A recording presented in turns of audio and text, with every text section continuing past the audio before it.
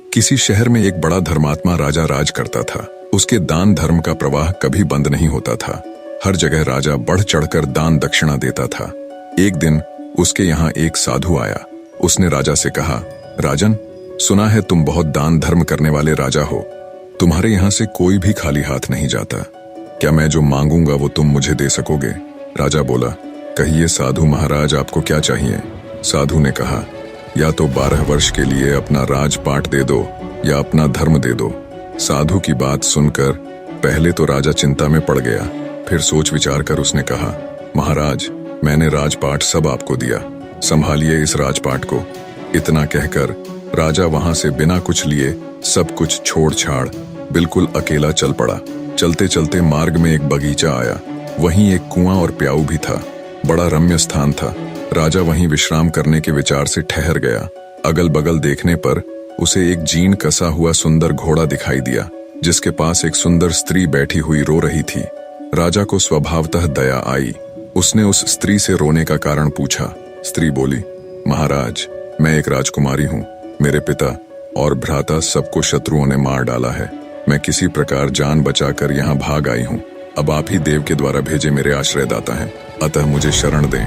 राजा ने कहा, ठीक है, घोड़े पर बैठ जाओ और मेरे साथ साथ चलो। राजकुमारी बोली, नहीं महाराज, आप ही घोड़े पर चलो। आपके सामने मेरा घोड़े पर बैठकर चलना ठीक नहीं है। राजा घोड़े पर सवार हो गया। चलते चलते दोनों एक दूसरे राजा के नगर में पहुंचे। स्त्री ने कहा, आप शहर जाकर कोई बढ़िया मकान भाड़े पर ठीक करो, तब तक मैं यहीं बैठती हूँ। राजा ने कहा, भाई, मेरे पास एक अधेला भी नहीं है, फिर मकान की बात किस मुंह से करूंगा? स्त्री ने कहा, महाराज, रुपयों पैसों की आवश्यकता हो तो मेरे पास से ले जाओ। और उसने निकाल कर 10 मोहरें राजा को थमा दी। राजा भी मकान ठीक कर आया और राजकुमारी को लेकर उसी मकान में गया और उन्हें वहां छोड़कर बाहर से घोड़े और उस स्त्री के लिए भोजन सामग्री ले आया। राजकुमारी ने भोजन तैयार किया और राजा से भोजन करने को कहा। राजा ने कहा, अरे, आप भी तो भोजन करो। उसने कहा, नहीं महाराज, पहले आप भोजन कर लें, आपके बाद मैं खा लूंगी। राजा ने भोजन किया, स्त्री ने भी किया। दूसरे दिन उस स्त्री ने कहा, राजन, आपको अधिक कष्ट होता है काम करने में, क्यों ना एक नौकर रख लो? राजा बोला, भाई, मेरे पास तो एक अधेला भी नहीं है और तुम मुझसे राजाओं की सी बात कर रही हो। स्त्री ने कहा, राजन, आप असमंजस में ना पड़िए।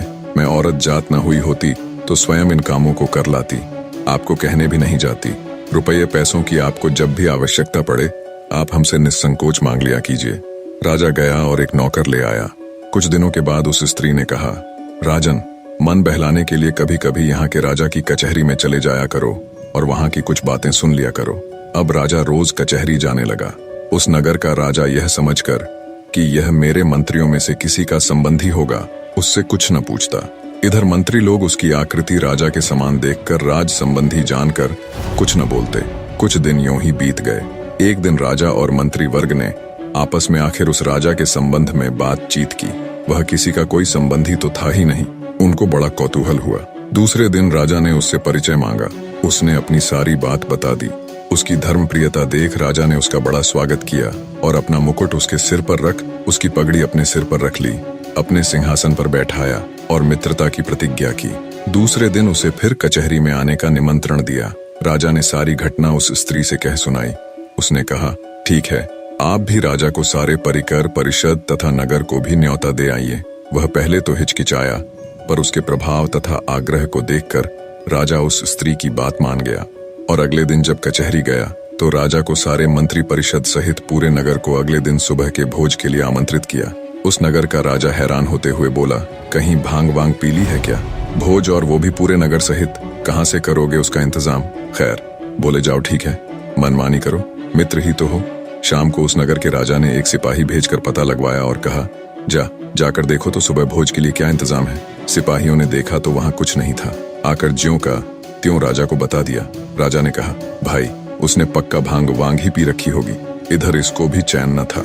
उस स्त्री से कहने लगा, भाई, तूने मेरी अच्छी फजीहत कराई है, प्रातः राजा न जाने मुझे क्या कहेगा। स्त्री ने कहा, महाराज, चिंता न करें, यदि आपको धैर्य न हो तो उस बगीचे में देखाएं जहां से मुझे लिवा लाए थे। राजा ने घोड़े पर चढ़कर जो देखा तो वहां संपूर्ण देव वर्ग ही कार्य में तत्पर था। अनंत दिव्य ऐश्वर्य भरा था। उसके आश्चर्य का ठिकाना न रहा। प्रातः काल राजा सहित संपूर्ण नगर को भोजन कराया। इस आश्चर्य को देखकर सभी लोग आश्चर्य में डूब गए। नगर के राजा ने भी सारी व्यवस्था और भोजन के लिए उसकी भूरी भूरी प्रशंसा की। भोजनोपरांत सारा देववर्ग अंतर्ध्यान हो गया। अब उस स्त्री ने कहा, राजन, तुमने उस साधु को कितने दिनों के लिए राज्य दिया था? जरा कागज तो देखो। राजा ने देखा तो समय पूरा हो चुका था।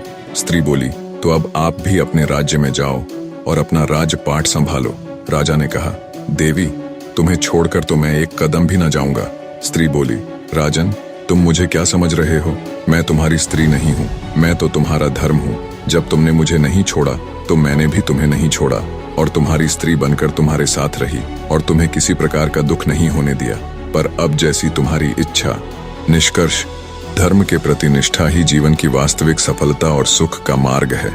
धर्म का पालन करने वाला व्यक्ति चाहे किसी भी परिस्थिति में हो, वह कभी पराजित नहीं होता। धर्म से व्यक्ति न केवल भौतिक सफलता प्राप्त करता है, बल्कि जीवन की गहराई और सत्य को भी समझता है। धर्म के बिना जीवन अधूरा और अराजक हो सकता है, लेकिन धर्म के साथ व्यक्ति हर चुनौती को पार कर सकता है।